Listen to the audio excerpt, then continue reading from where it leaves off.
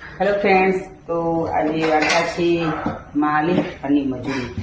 તો એક મજૂર હોય છે તે નીચે કામ કરતો હોય છે અને માલિક ઉપરથી એને અવાજ આપતો હોય છે. તો માલિક અવાજ તે ઉપરથી આવતો હોય છે, પણ એક વખત ટોકો પાડે છે એ ભલા માણસ સાંભળતો, તો માલિક નથી સાંભળતો, નીચે મજૂર નથી સાંભળતો, સોરી.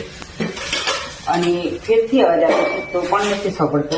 અને પછી ત્રીજી વાર એ માલિક એને થોડી કાકડી નાખી છે અને પછી કહે છે કે ભલા માણસ, એટલો માણસ આમ ઉપર જોવે છે કે હા, કેમ તમે મને માલિક કોકરી નોખી મારા ઉપર?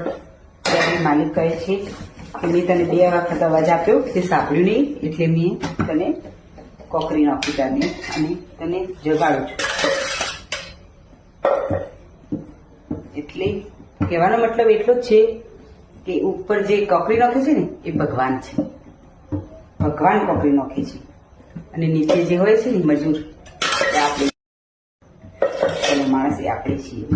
આપણે ભગવાનને ક્યારે યાદ કરીએ છીએ? ત્યારે આપણે ભગવાન દુઃખ આપે ત્યારે આપણે એના હમ જોઈએ છીએ. કારણ કે માણસ સુખમાં તો જોતો જ નથી. શું કહેવું તમારું? વાર્તા ગમે તો કોમેન્ટમાં જરૂર કહેજો કેવી લાગી તમને વાર્તા. થેન્ક યુ મારો વિડીયો આખો જોવા માટે, વાર્તા સાંભળવા માટે. Thank you.